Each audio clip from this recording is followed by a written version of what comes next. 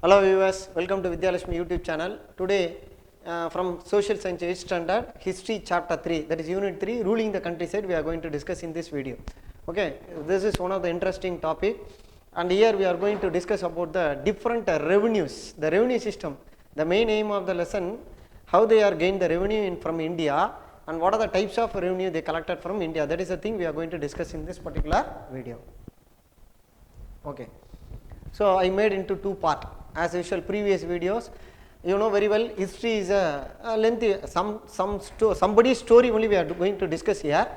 If we make some break, it will be interesting. That is why we made into part 1, part 2, part 3. Especially this lesson, we made into two important parts. Part 1, the thing we are going to discuss, the learning objective are, number 1, about the land revenue policy, and number 2, the impact of the revenue policies. Under the land revenue, what are the types they collected? Okay, the land revenue policy of the British, they collected in three different manner. Number 1, permanent settlement, Rodbury system, and the third one is Mahalwari system. Then the impact the impact of revenue policies, how the people are getting affected. You know very well, taxation is a method. The tax cannot be implied without the permission of the people. But the Britishers, they collected huge sums of money as a tax from our Indian people. Where they collected tax now? From the agriculturists. Okay. Introduction. In the early years, settlements and kingdoms, the kings had to maintain armies as well as admin. Why they are in need of revenue? Revenue means they want to give salary. For whom they want to give salary? In olden days, during the monarchical rule, king managed one army. The soldiers were well paid. Their main duty to defend the country. If there is any enemy's attack or any foreign invasion, their main duty to fight against the invasion. Their main duty is that, and at the same time, they can protect the people internally as well as externally. For them, the king will pay a salary. The salary, how the king can give? By collecting the revenue, that is a tax. For this purpose, there was a system of contribution in kind. In olden days, they followed in different style. Some people, they gave food grains as a revenue. Food grain, any type of agricultural produce, etc. They followed many systems. Or suppose if they pay in cash by the citizen toward the king's treasury, directly they paid to the treasury. Next, it was an accepted norm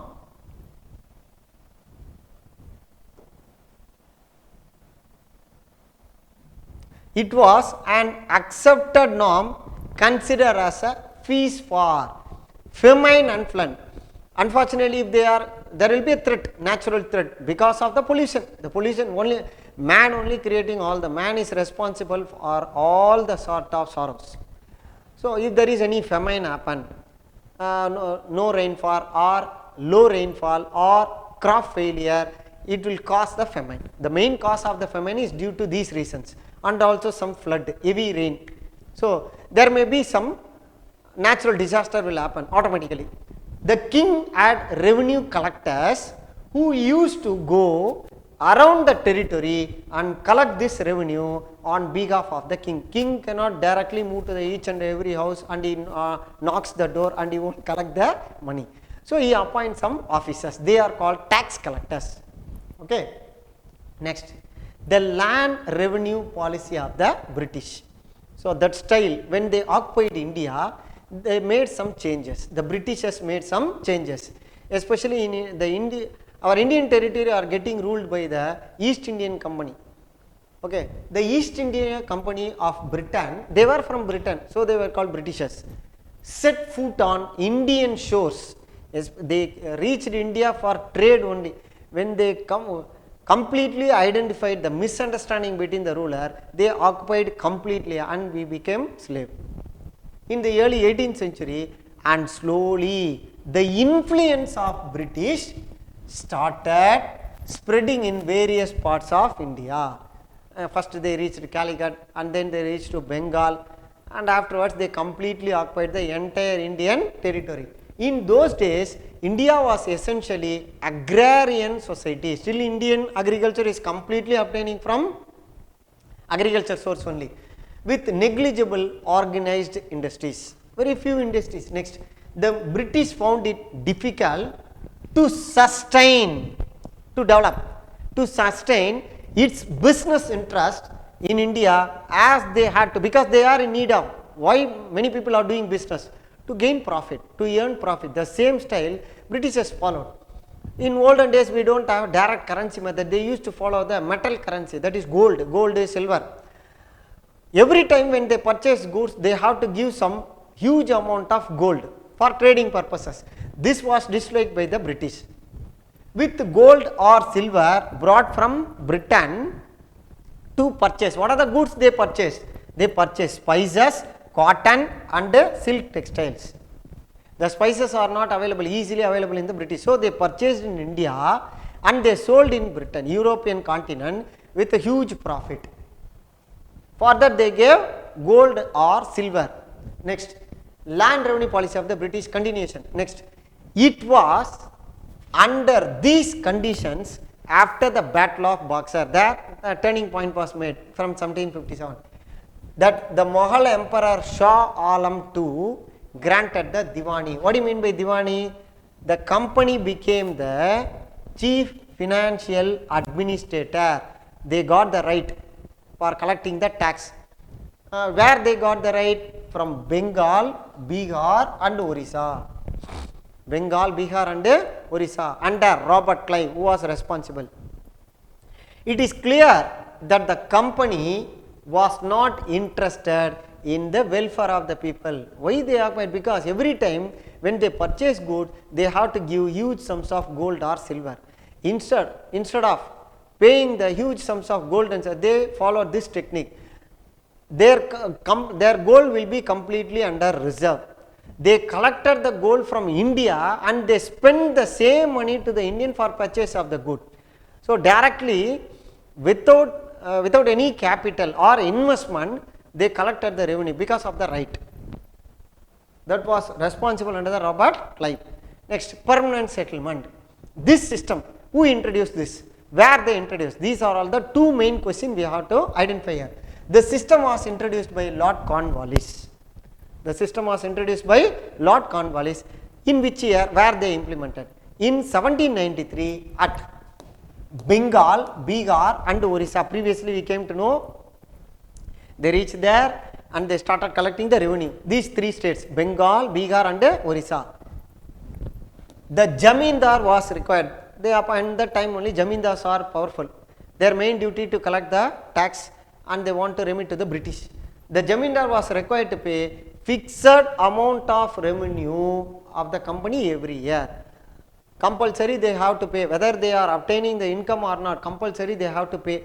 So, what the Jamindar did, as per their wish, they raised the tax. So, a majority part they themselves retain, very minimum part only they paid. So, there will be some many discriminating activities were established in that time. The amount fixed was permanent in nature and not subject to output. The Jamindar could collect revenue as per his own estimates. Here you want to note one important line here, as per their own wish they collected based on the people availability, based on their source of income. Some people were levied heavy tax, some people were give very less tax. So, they followed some discrimination and retained surplus collections. They collected, for example, if they collected 100 rupees, they want to pay 10 rupees, remaining 90 rupees they themselves retained. The Jamindari system was introduced by Lord Cornwallis. Well, here we should raise one question, sir, who introduced Jamindari? The Jamindari was introduced by Lord Cornwallis. The permanent settlement was first introduced in three important states. The states were Bengal, Bihar and Orissa. In which year? 1793. Jamindar, the word is, who introduced this Jamindar system? Again Cornwallis. Through this system, many lands confiscate, that is seized. Unfortunately, they are not possible to pay the tax. So, they handed over the land to the Jamindars. In case of failed to pay the fixed revenue. Advantages. What are the advantages gained? Number one, it created a loyal class of Jamindar for the company permanently. Some loyal people were raised. The company was assured of a fixed amount of revenue from the land even under adverse condition, even any type of condition. For example, during summer the income will be more, no? In the time also they will collect a minimum amount.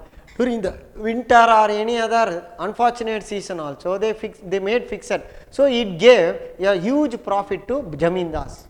The company was not required to waste much time. So within a short time they were in need of a huge money. They want to gain their profit more and human resource for the purpose of revenue collection. In a short time, every work we need to do in a very short time, but at the same time they should get huge profit. That was our main motive. Next, the effects of the peasants or cultivators or farmers. The system overlooked the interest of the cultivator who cultivated the land. They were left at the mercy of the Jamindar. The Jamindar used all sort of oppressive methods, very forcible method. They crushed, they squeezed, they punished, and they collected the money from the people to collect as much as revenue as possible. How much it is possible for them, okay, that much pressure they gave to the people. The land revenue demanded by the Jamindars was very high.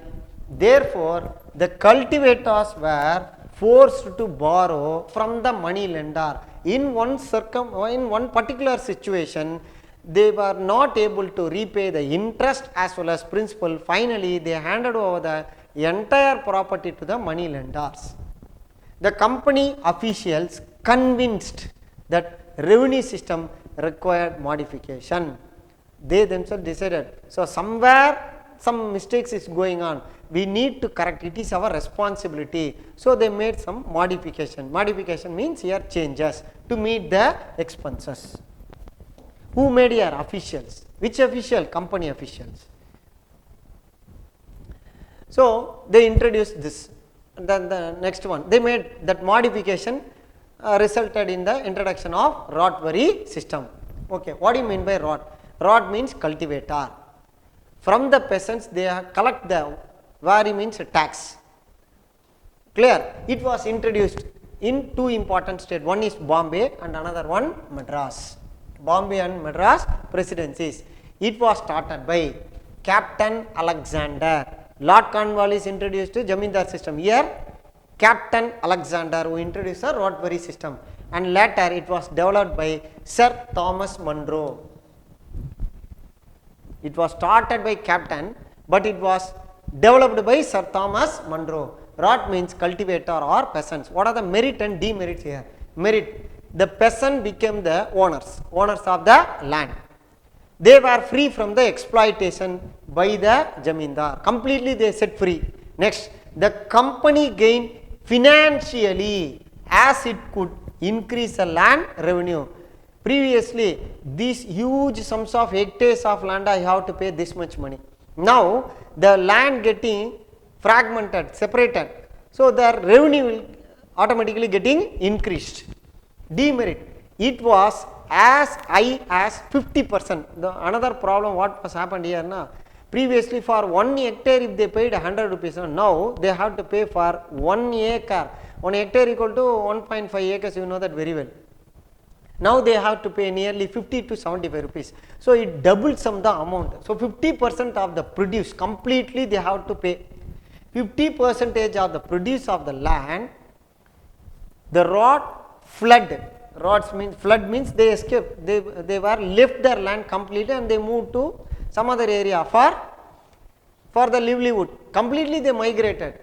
The rot fled the countryside due to their inability to pay back loans, and at one particular circumstance they collected the money, they get the money as a loan. Due to the huge sums of interest and other things, they were not paid, they were not able to pay interest as well as the principal. So they fled. Flood means escape. They completely escaped. They left the land and they moved to some other place. So that is a major demerit. Then the third system called a Mahalwari system. This system was introduced by Hall Mackenzie. Hall Mackenzie in the year 1822 in the northwest province, especially in Punjab and parts of central India. Mahal means village. Here Mahal means what? Village or an estate The estate may be some huge sums of hectares. Under this system, the village headman given right to collect the revenue. So here they appointed the president, headman. The land revenue was not fixed, and one more important changes they made. What is the change made now? The land revenue was not fixed. It had to be revised from time to time. This time good rainfall, crops also gaining more, now they will collect little amount more. Suppose if there is any changes in the pattern, they will reduce the tax. So that is the thing they made. That is the only possible supporting activity they made.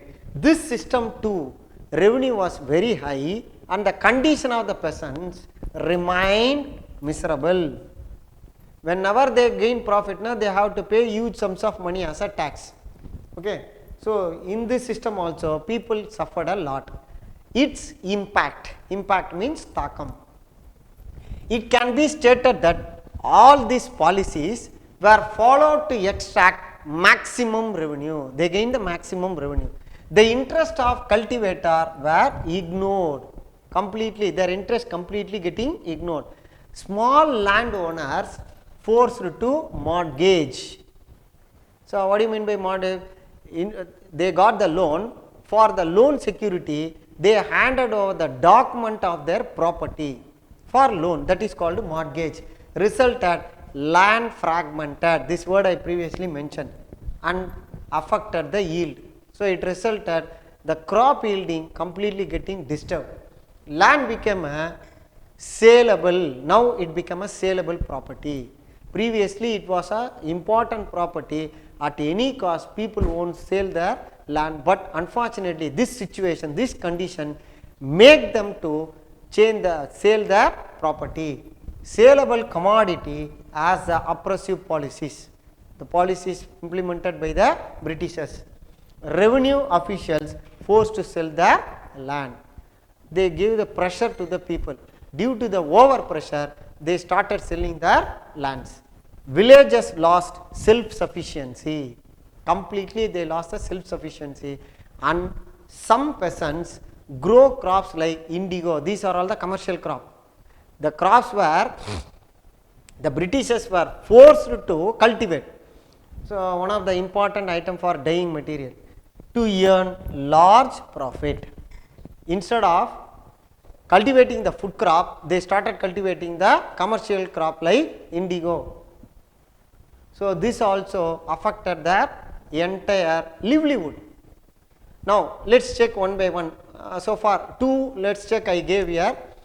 So you just move the previous slides, you just make a fast rewind and verify the particular line and answer to the questions what I asked.